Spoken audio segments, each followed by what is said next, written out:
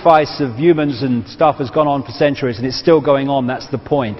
And you see it around you, amazing things. Like this is Sydney, Australia. This is a Sydney official memorial to the war dead in the First and Second World Wars. What's that? Someone being sacrificed over the sun. They know what it means. You get this symbol in Satanism for the devil, for the evil force. People say, "Oh no, it's the sign for love in sign language." No, that's with the thumb out. With the thumb not out, it's the sign of the horn god. And so you see it in Satanism, and so you see it all the time among these people too.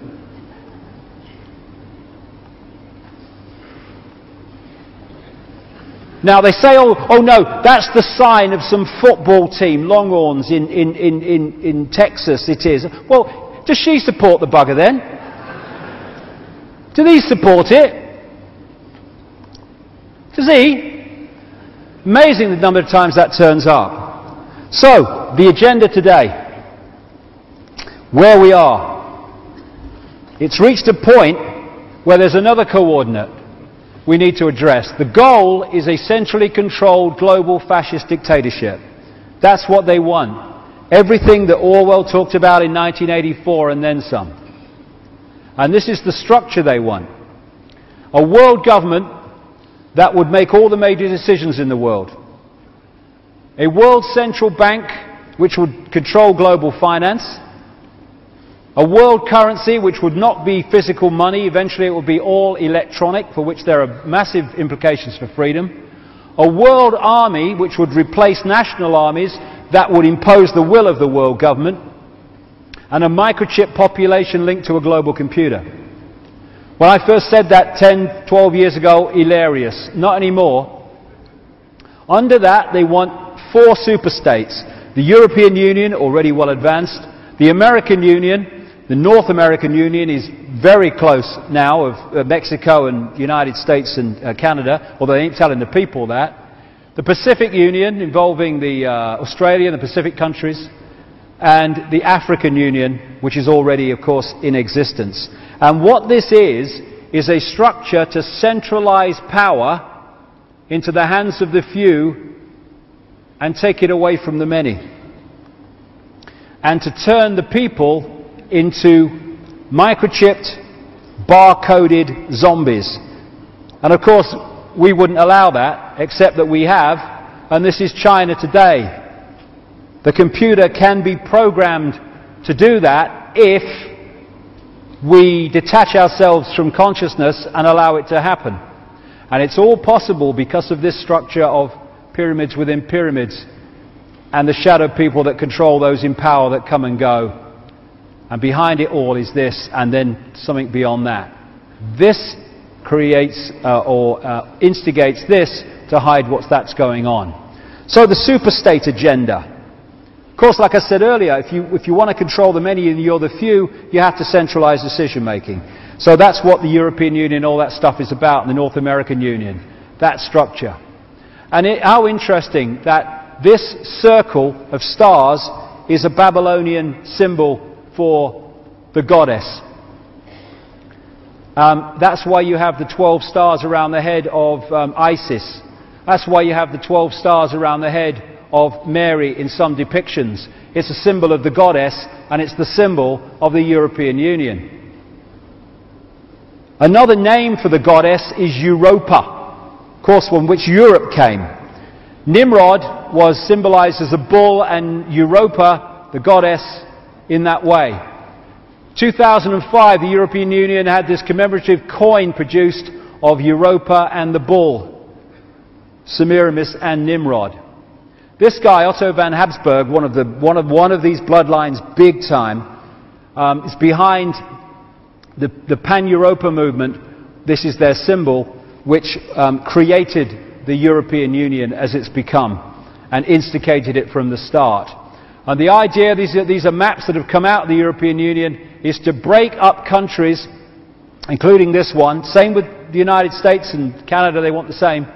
and around the world into different regions to de-unify in a unified response to the dictatorship at the centre, the European Union. And that's why they're breaking up Britain into different regions in their maps, which are connected into other regions of other countries, and you're de-unifying the authorities and the orchestration of those countries. They want this become the American Union. They're already starting to organize the road system to take goods from the Mexican ports up in through America, into Canada, turn it into one union, just like Europe. And this is another thing. The reason they're opening borders and allowing people from all different countries to come into other countries, and indeed go the other way, why there is in many areas no Mexican border with America anymore, why there is a great movement of peoples into other countries, is behind all this. And that's not racist, because those coming in and those affected by those coming in are both victims and pawns of the same force. We need to understand that. If you want to break countries up, I mean, let me say where I'm coming from first of all. I was born in Britain because if I wasn't born on a piece of land, I would have drowned. Simple as that. I don't care. I'm infinite consciousness like everyone else. I ain't British. It's just an experience. I ain't into all that stuff. But a lot of people are, and fair enough. Good luck to them. And while there is an identity of a country and a culture, that is a resistance to allowing your country to be broken up into the system that they want. So what they're doing is opening borders to bring in and cross-match people all over the place to break down. It's all systematic. We might agree with it, we might not agree with it, but it's systematic where it's coming from. To break down a sense of culture, to break down individual culture, to break down a resistance to that structure, that sovereignty, that culture being broken up. It's being systematically done. They'd have never got away with this years and years ago, but now we've got all this movement, now they can get away with it. I keep reading articles, what is it to be British anymore? That's the idea, that's what they want to bring about, because then people will say, well, there's no country anymore, there's no culture anymore, they might as well change it, don't matter. And they're doing that in America and all over the world today. It's total cynicism of the way it's done. Now it's kind of funny, some of the people on the left in politics kind of dismiss what people like me say about a conspiracy, and they say there is no conspiracy to create an Orwellian state. It's rubbish. You're mad. You're stupid. All the rest of it. And the next thing they do is they pick up a banner and they say, "Stop globalization! Stop globalization!" What do they think globalization is? Globalization is the centralization of global power in every area of our lives. It is the agenda I'm talking about unfolding before our eyes.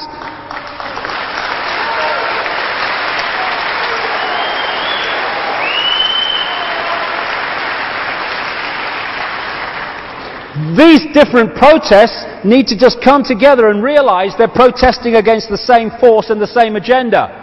And it's an agenda for the centralization of power in every area of our lives. The World Bank, the International Monetary Fund, all these things are just pawns and creations of these bloodlines to control from the center, to create a situation where no one has independence of maneuver in their own sphere of influence or community. It's about cross-matching dependency, so this can't operate without dependency on that, and that can't operate without dependency on that. Dependence. Dependence equals control. Independence equals choice equals freedom. That's why they want to take independence away. That's what globalization is. That's why they move jobs from one country into another country and move other jobs over here, and they move this over there. It's making everyone dependent on everyone else. Free trade. Love it. Wouldn't it be great if we had free trade? Free trade. Freedom to exploit trade. That's what it should be called. It allows transnational corporations to make things in sweatshops in one part of the world, in horrendous conditions, on horrendous wages, and then ship them across. No border taxes increasingly because it's globalization and it's free trade, and then they sell them to people with the money, and they make on both ends of the deal. That's what free trade is. We don't have capitalism. Anti-capitalist. I'm not anti-capitalist. We don't have capitalism. We have cartelism. That's what we have. And then you hear, to a certain extent, the anti-globalization movement. It's just there's no conspiracy. It's just big, bad, greedy corporations. Yeah, controlled by the same people. The corporations are not the origin of globalization. They are the vehicle for it. And it's all leading outside of the holographic reality to this. Homeland security, military dictatorship. This is Hitler proposing the creation of the Gestapo in Germany. An evil exists that threatens every man, woman and child of this great nation. We must take steps to ensure our domestic security and protect our homeland. I heard that somewhere before, more recently, didn't I? I think so. So, more cameras. And these cameras are not for surveillance of the general population. That's not what they're really going in there for. General population, working through the left brain. Hey, honey, Paris Hilton's on, all that stuff. They're no problem. No problem at all. This is for people who are waking up. So, this is in London. This was after the bombings in London. They produced this poster for the London transport. Secure beneath watchful eyes. In other words, surveillance, surveillance. We're protecting you from the terrorists. And this is from Germany in the 1930s. Same bloody poster in effect, and the same motivation. And I got sent this one, stands back in amazement. This is Sheffield Bus Station. Right? Sheffield Bus Station in England. Spit and run, you'll still get caught. Every bus, tram and interchange has DNA testing kits. Spit at the staff and you can be traced and prosecuted, even if we don't know what you look like, and your records will be in the National DNA Database forever. What? I'm dreaming I'm going to wake up. Every bus, tram and interchange has DNA testing kits. They're now getting people who get the rubbish to look through it, to see what you're doing with your rubbish. And then now we've had traffic wardens turned into civil enforcement officers.